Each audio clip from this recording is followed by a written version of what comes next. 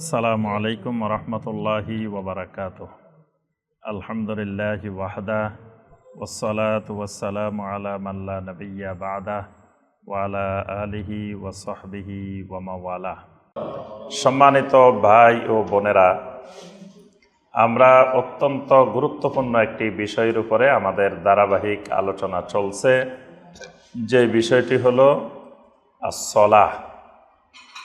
সালাত সংক্রান্ত বিষয়ের উপরে আমাদের ধারাবাহিক আমরা বলেছি যে 5টি পর্বে আমরা সালাত বিষয়ক আলোচনাগুলা করব ইনশাআল্লাহ। ইতিপূর্বে আমাদের 2 পর্বের আলোচনা হয়েছে। প্রথম পর্বে আমরা সালাতের গুরুত্ব সম্পর্কে আলোচনা করেছি, সালাত আদায় করার গুরুত্ব এবং আদায় না করলে কি পরিণতি হতে পারে। কোরআনে কারীম এবং সহিহ হাদিসে যে বিষয়গুলো বর্ণিত হয়েছে এই বিষয়গুলো আমরা আলোচনা করেছি।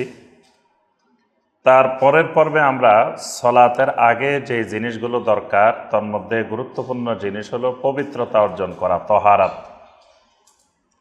তো এই বিষয়ে আমরা ওযু, তায়াম্মুম, গোসল, তারপরে নাজাসাত থেকে কিভাবে আমরা পবিত্রতা অর্জন করব, এই বিষয়গুলো আমরা দ্বিতীয় পর্বে আলোচনা করেছি। আজকের তৃতীয় পর্বে আমরা সালাত সংক্রান্ত 2টি বিষয় আলোচনা করব ইনশাআল্লাহ। একটি হলো শুরুতুস সালাহ আর একটি হলো আরকানুস সালাহ, অর্থাৎ সালাতের আরকান এবং আহকাম। এই 2টি বিষয়ে আমরা আলোচনা করব ইনশাআল্লাহ।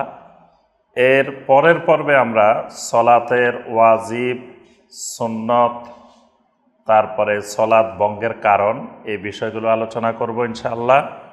আরেক পর্বে আমরা 4 মাযহাব, প্রসিদ্ধ 4 মাযহাব এবং অন্যান্য আইম্মায়ে কেরাম তাদের মতে সালাতের সুন্নাহ ভিত্তিক পদ্ধতি আমরা সরাসরি আলোচনা করব এবং প্র্যাকটিক্যাল আমরা দেখানোর ব্যবস্থা করব ইনশাআল্লাহ।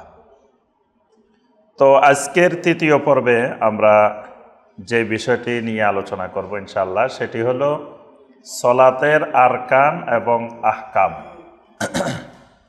এই বিষয়ে মোটামুটি আমরা সকলেই পরিচিত সালাতের আরকান আহকামের সাথে, কারণ আমাদের সমাজে সবসময় আমরা দেখি যে এটা শেখানো হয় যে নামাজের আরকান আহকাম কত ফরজ, 13 ফরজ। এটা শেখানো হয়, সবাই জানে, মোটামুটি সবার কাছে এটা পরিচিত একটা বিষয়। আর এর সাথে আমরা দেখা যায় সালাত আদায় করার ক্ষেত্রে আমরা জানি যে বাহিরে এত ফরজ, ভিতরে এত ফরজ, সালাতের ভিতরে এবং বাহিরে। তো যেই ফরজগুলো সালাতের বাহিরে সেগুলোকে বলা হয় আহকাম বা শর্ত, এগুলোকে বলা হয় শর্ত। আর যেই ফরজগুলো সালাতের ভিতরে এগুলোকে বলা হয় রোকন। 2টাই ফরজ, মানে বাহিরের যেগুলা সেগুলোও ফরজ, ভিতরের যেগুলা সেগুলোও ফরজ, 2টাই ফরজ। কিন্তু বাহিরের গুলাকে বলা হয় শর্ত বা আহকাম, আর ভিতরের গুলোকে বলা হয় রোকন। এই বাহিরের যে শর্তগুলো এবং ভিতরের যে রোকনগুলো, এর যে কোনো একটি যদি ছুটে যায় তাহলে সালাত বাতিল, এবং এটা ক্ষতিপূরণ করার মতো বিকল্প কিছু নাই। মানে আপনি সাজদায় সাহু দিলেও এটার ক্ষতিপূরণ হবে না, পুরা সালাতেই বাতিল।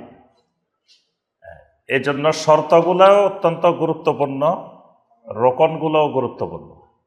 ওয়াজিব তরক হইলে আপনি সাজদায় সাহু দিলে তখন এটার ক্ষতিপূরণ হয়ে যাবে। সুন্নত তরক হইলে কিছুই লাগবে না, আপনি সাজদায় সাহু লাগবে না, সালাত এমনি হয়ে যাবে। কিন্তু শর্ত এবং রোকন এগুলো যদি যে কোনো একটি তরক হয়, বাদ যায়, তাহলে অবশ্যই সালাত বাতিল। তো আমরা যেটা শুনি যে আরকান আহকাম 13 ফরজ, এবং আমাদের বাংলাদেশে আরেকটা জিনিস প্রচলিত আছে। আগে ওই যে মকসুদুল মুমিনিন, নেক আমল, এই সমস্ত বইয়ের মধ্যে ছিল যে 130 ফরজ। নাম শুনছেন 130 ফরজ? আগে লেখা ছিল যে একজন মুসলমানের উপরে নাকি 130টা ফরজ আছে। তো সেখানে আছে 5 কালেমা 5 ফরজ। তো আমি এক জায়গায় ভাইবা নিতে গেছি, খুব মানে মাস্টার্স পাস করা স্টুডেন্টদের থেকে। তো সবাইকে জিজ্ঞাসা করছি যে আচ্ছা 5 কালেমা কয়টা? তো সবাই বলে যে 5টা। 5টা হলে 5টার একটু নাম বলো দেখি। এখন নাম বলতে যাই, দেখা যাক 4টা খুঁজে পায় অথবা 6টা। এবার আসি, কেউ বলে 4টা, কেউ বলে 6টা। তা আমি বললাম কালেমা বললা 5টা, এখন 4টা 6টা হয় কেমনে? আচ্ছা, এই 5টার নাম বলতে পারবেন এখানে কে কে দেখি? বাংলাদেশের প্রচলিত 5 কালেমা, এই 5 কালেমার নাম বলতে পারবেন কে কে? কয়েকটা না, 5টা বলবেন। বেশিও বলা যাবে না, কমও বলা যাবে না। একজনেও পারবেন না? আপনাদের তো ফরজে নাই। 5 কালেমা 5 ফরজ যদি হয়, তো 5 ফরজ হইতে নাই। দেখা যায় 4টা পাওয়া যায়, কালেমায়ে তৈয়বা, কালেমায়ে শাহাদাত, কালেমায়ে তাওহীদ, কালেমায়ে তামজিদ। আবার যদি এর সাথে দেখবেন কায়দাগুলোতে লেখা থাকে ইমানে মুজমাল, ইমানে মুফাসসাল। ওই দুইটা সহ হইলে 6টা, ওই দুইটা বাদ দিলে 4টাতে 5 কালেমার 5টা কই? আরেকটা কালেমা বানানো আছে, সেটার নাম কালেমায়ে রাদ্দে কুফর।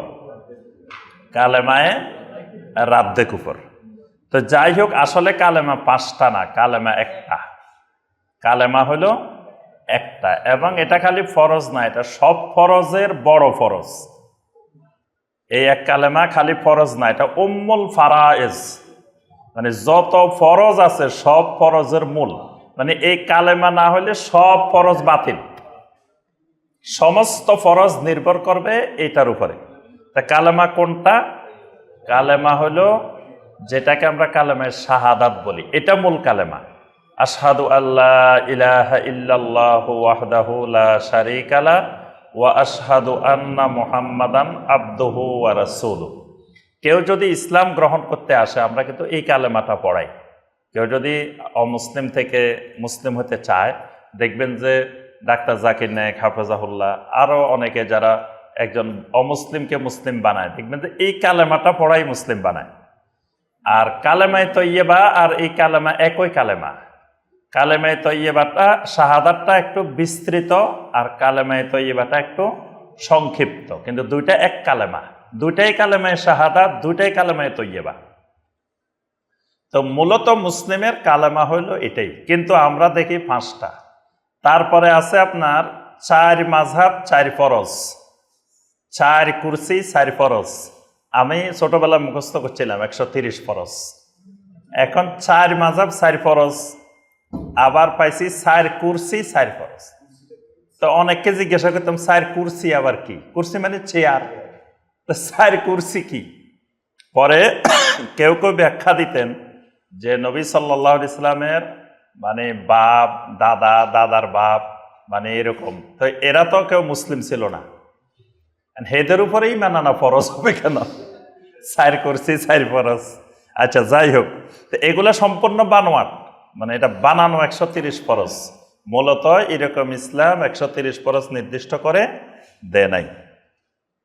তো ওই 130 ফরজের মধ্যে এটাও আছে যে নামাজের ভিতরে বাহিরে 13 ফরজ, এটাকে অন্তর্ভুক্ত করা হয়েছে। তো যাই হোক, এতদিন আমরা জেনেছি নামাজের ভিতরে বাহিরে আরকান আহকাম 13 ফরজ। আজকে জানবো নামাজের ভিতরে বাহিরে 23 ফরজ। আজকে শিখবো কয় ফরজ? 23 ফরজ। তাহলে আরো 10টা বেশি। অনেকে কয় আমরা ইবাদত কমাই ফেলি, এখন আমরা 10টা বাড়াই ফেলছি, এবার আর কমাইতেছি না, আমরা বাড়ানোর দিকে যাইতেছি। অর্থাৎ বাড়ানো কমানো এটার এখতিয়ার আমাদের কারো নাই। মূলত আমি প্রথমে বিষয়টা স্পষ্ট করেছি আগে, সেটা হলো আমরা এখানে সলাতের ব্যাপারে যে বিষয়টা আলোচনা করব সেটা সুনির্দিষ্ট একটা মাযহাব কেন্দ্রিক আলোচনা করব না। আমরা প্রসিদ্ধ 4 মাযহাব এবং এর বাহিরেও আরো অনেকগুলা বিশুদ্ধ মাযহাব আছে। মাযহাব কিন্তু 4-এর মধ্যে সীমাবদ্ধ না। আমরা যে 4টা মাযহাব শুনি, হানাফি, শাফি, মালিকি, হাম্বলি, এই 4টা সারা পৃথিবীতে প্রসিদ্ধি লাভ করেছে। কিন্তু এর বাহিরে আরো বিশুদ্ধ কিছু মাযহাব আছে, যেমন ইমাম সুফিয়ান সাওরি রাহমাহুল্লাহর মাযহাব, এটাও বিশুদ্ধ মাযহাব। তারপরে আপনার লাইস ইবনে সাআদ রাহমাহুল্লাহ ইমাম, তারও মাযহাব। সুফিয়ান ইবনে ওয়াইনা, তার মাযহাব। তারপরে ইমাম আউজাঈ রাহমাহুল্লাহর মাযহাব, এগুলো বিশুদ্ধ মাযহাব। তো এরকম বিশুদ্ধ যে মাযহাবগুলো, এই মাযহাবগুলোর সকল ইমামেরাই আমাদের ইমাম, মানে সবগুলো মাযহাবে আমাদের মাযহাব, সব ইমামেরাই আমাদের ইমাম। ওনারা সবাই আহলুস সুন্নাহ ওয়াল জামাতের ইমাম। ওনারা মুসলিম উম্মাকে বিভক্ত করতে আসেন নাই, ওনারা মুসলিম উম্মার সকলেরই ইমাম। যদি আমরা বাক করে নিই যে আপনাদের ইমামেই, আপনাদের ইমামেই, এরকম ইসলামে এরকম বিভাজন নাই। ইমাম শাফি রহমতুল্লাহ আলাইহি তিনিও আমাদের ইমাম, ইমাম মালিক রাহমাহুল্লাহ তিনিও আমাদের ইমাম, ইমাম আহমদ বিন হাম্বল রাহমাহুল্লাহ তিনিও আমাদের ইমাম, ইমাম সুফিয়ান সাওরি তিনিও ইমাম, ইমাম আউজাঈ তিনিও ইমাম। এই সকল আইম্মায়ে কেরাম ওনারা আহলুস সুন্নাহ ওয়াল জামাতের আকীদার ইমাম। তাদের ইজতিহাদটা আমাদেরকে দিন পালনে সহজ করে দিছে। মানে তাদের সারা জীবনটা তারা কোরআনে কারীম এবং সহিহ হাদিস নিয়ে তারা ইজতিহাদ করেছেন, গবেষণা করেছেন। এই গবেষণাটা আমাদের জন্য, পরবর্তীদের জন্য দিন পালনে সহায়ক, দিন পালনে সহজ করে দিছেন। এই জন্য আল্লাহ রাব্বুল আলামিন তাদের এই ইজতিহাদে আল্লাহ পাক তাদেরকে পরিপূর্ণ জাযায়ে খায়ের দান করুন। তাদের ইজতিহাদ যদি বিশুদ্ধ হয়, তারা ওই ইজতিহাদের কারণে দ্বিগুণ সওয়াব পাবেন। তাদের যে ইজতিহাদ ভুল হবে, ওই ভুলের কারণেও আল্লাহ রাব্বুল আলামিন তাদেরকে 1 গুণ সওয়াব দিবেন। সুবহানাল্লাহ। কারণ তারা ইজতিহাদ করেছেন, তারা সেখানে মন গড়া কোনো রায় দেন নাই, দলিলের ভিত্তিতে রায় দিচ্ছেন। এই জন্য আমরা সকল মাযহাবকে মানব, সকল মাযহাবের ইমামদেরকে সম্মান করব। কোনো মাযহাবের প্রতি, কোনো ইমামের প্রতি কোনো ধরনের তুচ্ছ তাচ্ছিল্য প্রদর্শন করা যাবে না। ওনারা সকলেই আমাদের সালাফ। তবে ওনারা যত বড় ইমাম হন না কেন, ওনারা আমার রাসূল থেকে বড় না। আমাদের মূল অনুসরণীয়, অনুকরণীয় মুহাম্মদুর রাসূলুল্লাহ সাল্লাল্লাহু আলাইহি ওয়াসাল্লাম। ওনারা আমাদেরকে নবী সাল্লাল্লাহু আলাইহি সাল্লামের এই সুন্নাহ পালনে, দিন পালনে ওনারা আমাদেরকে সহযোগিতা করবেন। ইমামেরা আমাদেরকে সহযোগিতা করবেন। মানে আমাদের মূল টার্গেট, আমরা নবী সাল্লাল্লাহু আলাইহি সাল্লামের সুন্নাহ অনুযায়ী কাজটা করব। এটা হলো আমাদের মূল উদ্দেশ্য। সকল মুসলিমের মূল টার্গেট, মূল উদ্দেশ্য যে আমরা আমলটা করব নবী সাল্লাল্লাহু আলাইহি সাল্লাম যেমনে করেছেন, যেই তরিকায় করেছেন। এখন এই তরিকা করতে গেলে দেখা যাবে যে অনেক সময় একই বিষয়ের উপরে 2-3 রকমের হাদিস এসে গেছে, সবগুলোই সহিহ হাদিস। এখন আম জনতা এই হাদিসগুলো থেকে কোনটা মানবে, কোনটা মানবে না, এটা বের করাটা আম জনতার জন্য কঠিন। তখন এই সমস্ত আইম্মায়ে কেরাম তারা এই হাদিসগুলোকে সামনে রেখে তারা গবেষণা করেছেন, ইজতিহাদ করেছেন, কোন হাদিসের চাইতে কোন হাদিসটা অগ্রাধিকার পাবে, বা এই হাদিসটা কেন অগ্রাধিকার পাবে না, বা এই হাদিসের সমস্যা কোথায়। এই সূক্ষ্ম সূক্ষ্ম বিষয়গুলো নিয়ে তারা গবেষণা করেছেন। গবেষণা করে তারা একটা রায় প্রদান করেছেন। এই রায়টা মানা উম্মতের উপরে ফরজ না, ওয়াজিব না। নবী সাল্লাল্লাহু আলাইহি সাল্লামের হাদিসটা মানা ফরজ, নবী সাল্লাল্লাহু আলাইহি সাল্লামের সুন্নত মানা ফরজ, কোরআনে কারীম মানা ফরজ। কিন্তু ওই ইমাম যেই মতটা দিয়েছেন, এই মতটা মানা ফরজ না। এখন যদি ইমামের মতটা না মানি, তাহলে আমি আমল করব কিভাবে? এই জন্য মানে একক ইমামের মতটা আমার উপরে ফরজ না। তখন যদি এরকম বিষয় সামনে এসে যায়, তখন অন্যান্য ইমামদের মতগুলো আমাকে দেখতে হবে। তিনি তার ইস্তেহাদে গবেষণায় এটা বলছেন, ইমাম শাফি রহমতুল্লাহ আলাইহি কি বলছেন, ইমাম মালিক রহমতুল্লাহ আলাইহি কি বলছেন, ইমাম আহমদ বিন হাম্বল রহমতুল্লাহ আলাইহি কি বলছেন, সকল ইমামদেরটা দেখলাম। দেখার পরে যদি সকল ইমাম মোটামুটি একইটাই বলছেন, বাস আর কোনো দরকার নাই, চিন্তা ভাবনা গবেষণার দরকার নাই, এটাই আমল করব।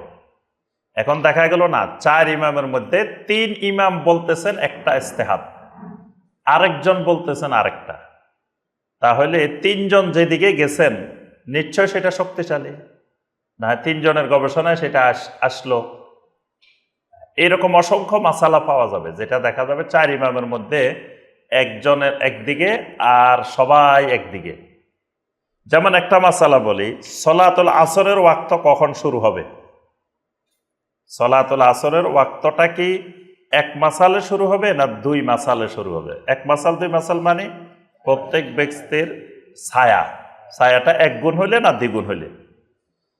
এখানে হানাফি মাযহাবের 3 ইমাম আর বাকি 3 মাযহাবের, প্রসিদ্ধ 3 মাযহাবের 3 ইমাম, তাহলে ইমাম হলো মোট কয়জন?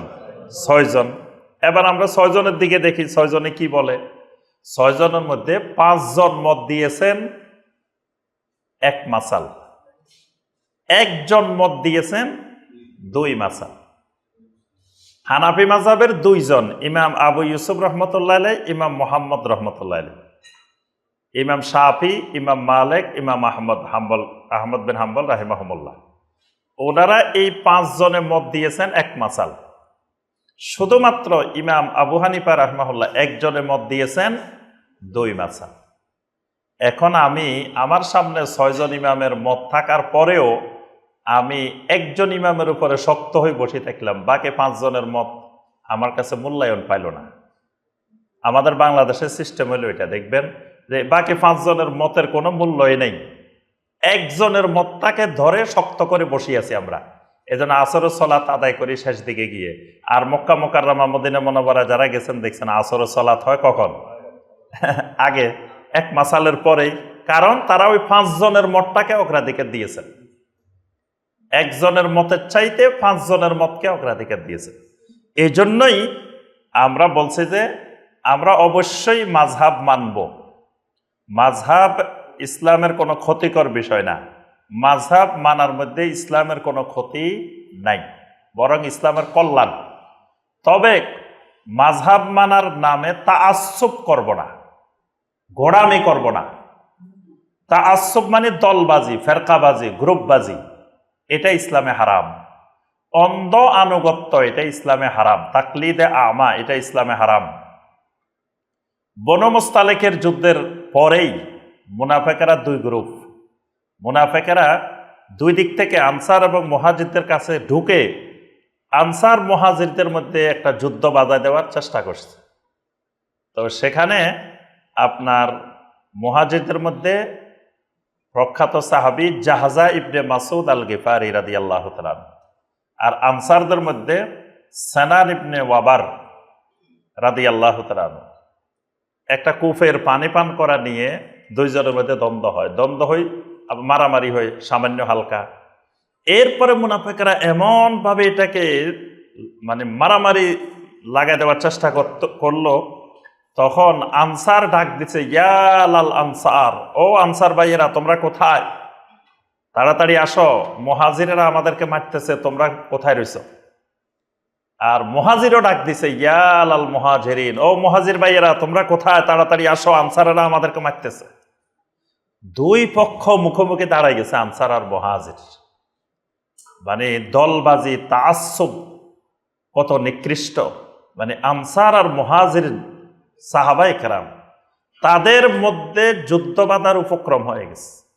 তাই ইসলাম আর বাহিরে কি করবে, নিজেদের মধ্যেই শুরু হয়ে যাচ্ছে সংঘর্ষ। আল্লাহ রসুল সাল্লাল্লাহু আলাইহি ওয়াসাল্লাম এই খবর পেয়ে সাথে সাথে সেখানে আসলেন। এসে নবী সাল্লাল্লাহু আলাইহি ওয়াসাল্লাম বললেন, মা বালু দাওয়াল জাহিলিয়া, কি ব্যাপার তোমাদের মধ্যে দেখতে পাচ্ছি আবার জাহিলিয়াত জাগ্রত হয়ে গেছে। নবী সাল্লাল্লাহু আলাইহি ওয়াসাল্লাম এটাকে প্রথম বলছেন এটা জাহিলিয়াত, এই দলবাজি এটা জাহিলিয়াত। তারপরে নবী সাল্লাল্লাহু আলাইহি ওয়াসাল্লাম বলেছেন, দাউহা ফা ইন্নাহা মুনতানা, খবরদার এটা পরিত্যাগ করো, এটা দুর্গন্ধযুক্ত।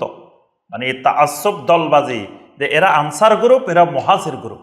নাউযুবিল্লাহ। আল্লাহ রাসূল সাল্লাল্লাহু আলাইহি ওয়াসাল্লাম বলেন, কিসের আনসার কিসের মুহাজির? তোমরা আল্লাহর বান্দা, তোমরা ভাই, তোমরা মুমিন। এই যে আনসার মুহাজিরে ভাগ করে দুই গ্রুপে দলে দলে বিভক্ত হয়ে যাওয়া, এটাকে আল্লাহ রাসূল সাল্লাল্লাহু আলাইহি ওয়াসাল্লাম জাহেলিয়াত বলছেন এবং মুনতানা বলছেন। তো এই জন্য মানে তাকলিদে আমা, অন্ধ আনুগত্য এবং দলবাজি, গ্রুপবাজি ইসলামে হারাম। এই জন্য কোরআন সুন্নাহ মানার ক্ষেত্রে আমার আপনার নীতিমালা হবে যে যেটা সবচেয়ে বিশুদ্ধ, কোরআন সুন্নাহর অধিক নিকটবর্তী, আমি সেটাই মানব। আমার আকলে, আমার স্বাভাবিক আল্লাহ যে বিবেক দিচ্ছেন, সেই বিবেক দ্বারা যতটুকু বুঝি যে এটাই কোরআন সুন্নাহর নিকটবর্তী, আমি সেটাই মানব। এখন কথা হলো, যে লোক কিচ্ছু বুঝে না, দলিলও বুঝে না, ইমামও বুঝে না, কিচ্ছু বুঝে না, তো সেই দিন কেমনে মানবে? সে তার জামানায় যে আলেমকে সে পাবে, ওই আলেমের কাছে, বিশ্বস্ত আলেমের কাছে সে মাসালা জিজ্ঞেস করবে, ওই আলেম তাকে ওই বিশুদ্ধটা বলে দিবে, সে ওই অনুযায়ী আমল করবে। কথা বুঝে আসছে? মানে এক সাধারণ লোক কিচ্ছু জানে না, বুঝে না, ধরেন, তো সে কেমনে আমল করবে? সে দলিল কোনটা সহি বা কোনটা কি, সে তো কিছু বুঝার মতো তার জ্ঞানে নাই, তো সে কেমনে আমল করবে? সে তার ধারে কাছে বিশ্বস্ত যে আলেমকে পাবে, সেই আলেমের কাছে গিয়ে সে জিজ্ঞাসা করবে। আল্লাহ বলছে, ফাসআলু আহলা যিকরি ইন কুনতুম লা তা'লামুন, যদি তোমরা না জানো তো আহলে জিকিরদেরকে জিজ্ঞাসা করো। তাহলে সে যে আলেমকে পাবে বিশ্বস্ত, মনে করবে যে উনি কোরআন সুন্নাহর জ্ঞানী, উনি আমাকে সঠিক জিনিসটা জানাবেন, তো তার কাছ থেকে জেনে জেনে উনি আমল করবেন। কিন্তু তারও তাকলিদে আমা করার বা কোনো গ্রুপে ঢুকার, দলে ঢুকার তার দরকার নেই। তো এই জন্য আমরা এখানে সলাতের বিষয়টা আলোচনা করব সকল মাযহাবকে সামনে রেখে, এবং যেই বিষয়ে যেই দলিলটা কোরআন সুন্নাহর নিকটবর্তী, যুগে যুগে আহলুল ইলমগণ গবেষণা করে যেই দলিলটাকে কোরআন সুন্নাহর নিকটবর্তী পেয়েছেন, সেই ভিত্তিতে। এই জন্য এটা সুনির্দিষ্ট একটা মাযহাবের সাথে মিলবে না। দেখা গেল হানাফি মাযহাবে আরকান আহকাম 13 ফরজ, আরেক মাযহাবে 17 ফরজ, আরেক মাযহাবে 20 ফরজ, তো আমরা আলোচনা করতেছি 23 ফরজ। এই জন্য এইখানে শাইখ বিন বাজ রাহিমাহুল্লাহ সহ অনেক আহলুল ইলম এই বিষয়গুলোকে ফরজ হিসাবে অন্তর্ভুক্ত করেছে, অর্থাৎ এগুলার প্রত্যেকটার কোরআন এবং সুন্নাহ ভিত্তিক দলিল রয়েছে।